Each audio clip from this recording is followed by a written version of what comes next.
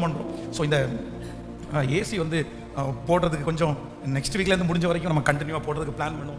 அது வந்து EB charge வந்து ரொம்ப ஜாஸ்தியாக இருக்கிறதுனால கொஞ்சம் தடுமாற்றமாக இருக்குது. வேற நிறைய ப்ராஜெக்ட் அப்படியே செய்ய முடியாமல் இருக்க முடியாது, செஞ்சுட்டே இருக்கிறோம். இபி வந்து இந்த மந்த் ஒரு இபி சார்ஜ் மட்டுமே 35,000. அப்புறம் வந்து இந்த டீசல் சார்ஜ் வந்து அதுவே ஒரு 50 அந்த மாதிரி வந்துடுது. அது ஒரு சர்வீஸ் ரன் பண்ணால் அந்த டீசல் சார்ஜ் ரொம்ப ஜாஸ்தியாக வருது. அதனால வந்து நினச்ச நேரமெல்லாம் ஏசியை ஆன் பண்ண முடியல. ஆனால் அதுக்காக தான் வாங்கி வச்சுருக்கிறோம்.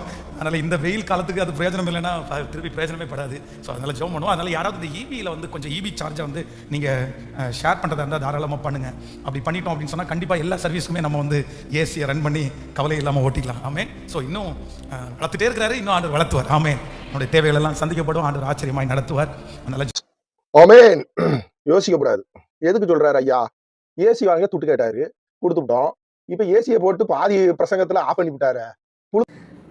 ஆராதனை நடக்கும் நேரத்தில் ஏசி இல்லைன்னா ரொம்ப கஷ்டமாக இருக்குது அப்படின்றாரு கோயம்புத்தூரை சேர்ந்த பென்ஸ் பாஸ்டர் அவர்கள். இப்போ தான் போன வருடம் அந்த ஆலயத்தை அவர் புதிதாக கட்டியிருப்பினார்.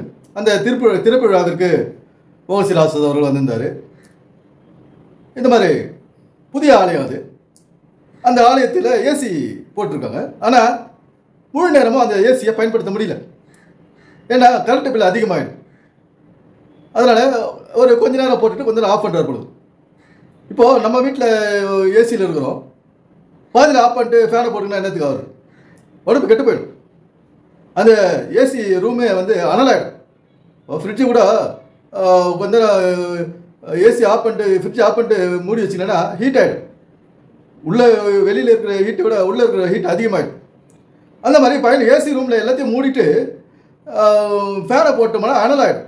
ஏசி ஓடிட்டு இருந்தால் தான் அங்கே கூலாக இருக்கும். எல்லா சேனலுக்கு அதெல்லாம் மூடின பிறகு இங்கே பாஸ்டர் பென்ஸ் அவர்கள் எங்களுக்கு இந்த கரண்ட் பில் அதிகமாகிடுது, அதனால் முழு நேரமும் ஏசியை பயன்படுத்த முடியல அப்படின்னு ரொம்ப வருத்தப்படுறாரு. ஏசியை போட்டது வந்து வெயில் காலத்துக்கு, வெயில் அதிகமாக இருக்கும்போது வெயில் காலத்துக்காக தான் ஏசி போகிறது, புழுக்கமாக இருக்கிறது தான் ஏசி போகிறது. ஆனால் கரண்ட் பில் அதிகமாகுது, டீசல் செலவு அதிகமாகுது, எல்லா சர்வீஸ்க்கும் ஏசி போட முடியல அப்படின்னு சொல்கிறார்.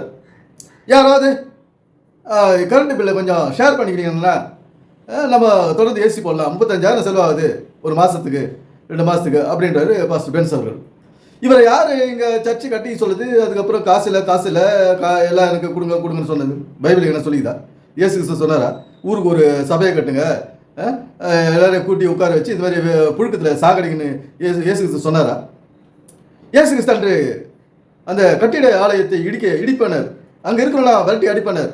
அந்த விரட்டி அடித்தவர் தான், விரட்டி அடிக்கப்பட்டவர் இயேசு கிறிஸ்துவால் விரட்டி அடிக்கப்பட்டவர் தான் பாஸ்டர் பென்ஸ் அவர்கள். இன்றைக்கு அவர் முளைச்சிட்டார், திரும்பவும் முளைச்சிட்டார். அதே மாதிரி குணமுள்ள மனிதர்கள் இன்றைக்கு அதிகமாகிட்டாங்க. அன்றைக்கு நியாயாதிபதி காலத்தில் இயேசு கிறிஸ்து அடித்து விரட்டாரு. அதே குணமுள்ள மனிதர்கள் இன்றைக்கு அதிகமாகிட்டு ஊருக்கு ஒரு சபைகளை கட்டிட சபையில் கட்டிக்கொண்டு மனித சரீரங்களை இங்கே சங்காரம் செய்து கொண்டிருக்கிறார்கள். இந்த புழுக்கத்திலும் அனலிலும் அந்த மனித சரீரங்களை சங்காரம் செய்து கொண்டிருக்கிறார்கள். அவருடைய ரத்தத்தை சுண்ட வைத்துக் கொண்டிருக்கிறார்கள்.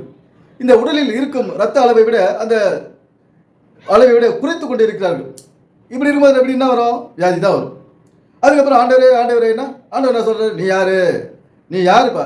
உன்னை நான் சபையை கட்ட சொன்னா, கட்டடம் கட்ட சொன்னா, அவங்க வந்து கைத்தட்ட சொன்னா, பாட்டு பாட சொன்னா, என்னை குறித்து அவங்க சாட்சி சொல்ல சொன்னா, என்ன சொன்னா? நீங்கள் வந்து உட்காந்து கைத்தட்டின்னு பாட்டு பாடினு அப்புறம் கத்தின்னு குச்சின்னு அலிலியா நீனு ஸ்தோத்திர நீனு ஜபம் பண்ணினு இது மாதிரிலாம் இருந்தால் சரீரம் என்னத்துக்கு ஆகுறது?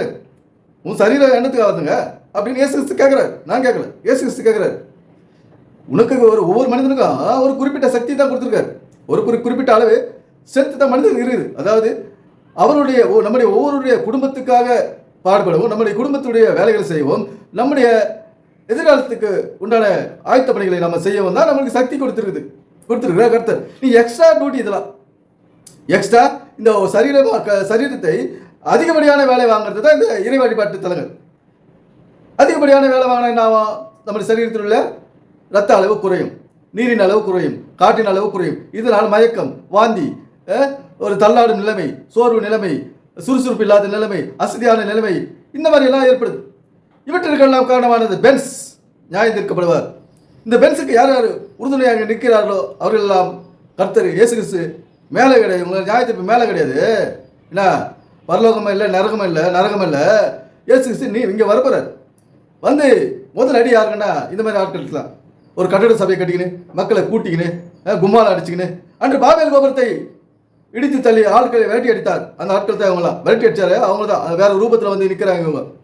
ஏன்னா இந்த மாதிரி கர்த்தர் எதை எதை வேண்டாம் என்னாரோ அதெல்லாம் செஞ்சுக்கிறாங்க இன்னைக்கு இந்த பைபிளை வச்சு கிறிஸ்தவர்கள். கர்த்தர் வந்து இவர்களெல்லாம் கடவுளை வச்சு காசாக்கின்னு இருக்காங்க. வேற ஒன்று இவங்களாம் கடவுள் பேரை சொல்லி காசை கலெக்ஷன் பண்ணின்னு இருக்காங்க. ஏசி போட்டால் இன்னைக்கு கரண்ட் பில் ஆகிடும் அப்படின்னு மனித சரீரங்களை சங்காரம் செய்து கொண்டிருக்கிறார்கள். மனித சரீரத்தில் ரத்தத்தை குடித்துக் கொண்டிருக்கிறார் இன்றைக்கு பாஸ்டர் பென்ஸ். இந்த பென்ஸ் போன்ற பாஸ்டர்கள் எல்லாம் இதே வேலை தான் செய்யலாம். வேற வித்தியாசமே பென்ஸுக்கு மற்ற பாஸ்டர் வித்தியாசமே கிடையாது. அவருடைய தகப்பன் என்று சொல்லிக் கொள்கிற போகசில் ஆசிரசம் மக்களை கூட்டி இதே பாதையில் தான் நடத்தி கொண்டிருக்கிறார். ஏமாளிகளையும் கோமாளிகளையும் அவர் கைவசப்படுத்தி இருக்கிறார்.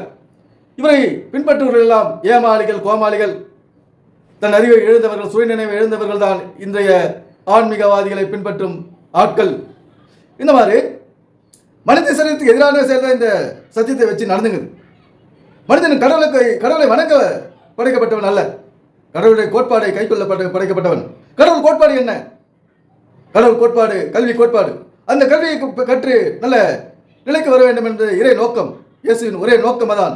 இந்த மனிதன் உலகத்திலே அறிவை வளர்த்து அதன் மூலம் காசு தேடி அதை அவனுக்கு பயன்படுத்தி தன்னுடைய தேவைகளை நிறைவாக சந்தித்து வாழ்க்கையில் இன்பமாக இருக்க வேண்டும் என்று மனிதனுக்கு அறிவை படித்தார்.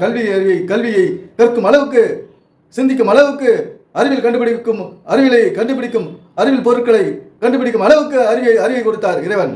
அதை பயன்படுத்தி ஆனந்தமாக வாழ்க்கை வாழ வேண்டும் என்பது இறை நோக்கம், இயேசுவின் நோக்கம். ஆனால் பென்ஸ் அவர்கள் இதெல்லாம் சிந்திக்க போவது கிடையாது. வசனத்தை வைத்து ஒரு வெற்று கதைகளை பேசிக்கொள்வதற்காக 1000 லட்சங்கள் கோடிகளை இன்னைக்கு செலவழிச்சு இருக்காரு. இது மாதிரி அவர் காசு வர வர வர வர எக்ஸ்ட்ரா ஒரு பில்டிங் ஒர்க்ஸ் எல்லாம் அங்கங்கே நடத்துறது. இப்போ சார்லஸ் என்ன சொல்றாரு, அவருடைய மனைவிக்கு தாஜ்மஹால் போல ஒரு வீடு கட்டிக்கிறாரா அப்படின்னு இந்த வீடியோவில் தான் சொல்றாரு. இந்த மாதிரி வர காசெல்லாம் மக்களுக்காக பயன்படுத்துறது கிடையாது. இவங்க சொந்த செலவுக்கு, சொந்த சுகமாக வாழ்க்கைக்கு செலவு பண்ணின்னு மக்களை வாட்டி வதைத்துக் கொண்டிருக்கிறார்கள். அவருடைய அபிமானிகள் எல்லாம் இவர் வீசும் வலையிலே விழுந்து நாசமாக்கி கொண்டிருக்கிறார்கள். இந்த பென்ஸ் எனும் வேடன் கையில் இருக்கும் கண்ணிலிருந்து தப்பிக்க வேண்டும். நாம் நண்பர்களே, இந்த பென்ஸ் எனும் வேடன் கண்ணிலிருந்து நமக்காக வைக்கப்பட்டிருக்கிற கண்ணிலிருந்து நாம் தப்பிக்க வேண்டும். அப்போதுதான் நாம் உயிர் பிழைப்போம், நம்முடைய வாழ்க்கையும் சந்ததியும் நன்றாக இருக்கும். இந்த கள்ளனாகிய பென்ஸ் கண்ணி நமக்கு எதிராக வைத்திருக்கிறார். பல ஏமாற்றுவாதிகளை வார்த்தைகளை சொல்லி மக்களை மயக்கவும் பயமுறுத்தவும் செய்து கொண்டிருக்கும் மற்ற பென்ஸ் அவர்கள், அழுது புலம்பி மக்களை ஏமாற்றும் பென்ஸ் அவர்களை விட்டு நாம் தூரமாக செல்ல வேண்டும். அவருடைய கண்படாமல் நாம் ஓடிவிட வேண்டும். அப்படி ஓடினால்தான் நம்முடைய வாழ்க்கை சிறக்கும். அப்படின்னு நான் சொல்லல, பைபிள் சொல்லுது, இயேசு கிறிஸ்து சொல்றாரு. அதற்காக நாம் வாழ்வதற்காக உண்டாக்கப்பட்டோம். நம்முடைய காசை நமக்காக செலவழிக்க வேண்டும், நம்முடைய காசை நமக்காக செலவு செய்து கொள்ள வேண்டும் அப்படின்னு நான் சொல்ல. இயேசு கிறிஸ்து சொல்றாரு, நான் கடவுளுக்காக கொடுக்கணும். கடவுளா சாப்பிட்றாருங்க, கடவுளாங்க சாப்பிட்றாரு. கடவுளுக்காக இங்க வீடு தேவைப்படுது, கடவுளுக்காக இங்க பிள்ளை பேரெல்லாம் இருக்கிறாங்க. காணாத கடவுள் இருக்காருன்னு வச்சுங்க. ஆனால் நம்ம பார்க்குறோமா? இல்லை. அவரே சொல்றாரு, என்னை தேடுறது உன்னுடைய வேலையில, உன்னுடைய தேவைகளை தேடு. மனிதனே, உன் தேவைகளை தேடு, அப்பொழுது நீயும் வீட்டார் சிறப்பீர்கள், சிறப்பான வாழ்க்கை வாழும், செழிப்பான வாழ்க்கை வாழ்வீர்கள் என்று இயேசு கிறிஸ்து சொல்கிறார். இது போன்ற கள்ள தீர்க்கதரிசிகள், கள்ள போதகர்களை விட்டு நாம் விலக வேண்டும். இவருடைய தவறான போதனைகளுக்கு நாம் கீழ்ப்படியக்கூடாது. இவருடைய திருட்டுத்தன போதனைகளை நாம் விட்டு விலக வேண்டும். இவருடைய ஏமாற்று பேச்சுகளுக்கு நாம் செவிசாய்க்க கூடாது. நண்பர்களே, பெரியவர்களே, தாய்மார்களே, சிறுவர்களே, வாழ்வர்களே, விழித்துக் கொள்ளுங்கள். எனவே சிந்திப்போம், செயல்படுவோம். நன்றி, வணக்கம் நண்பர்களே.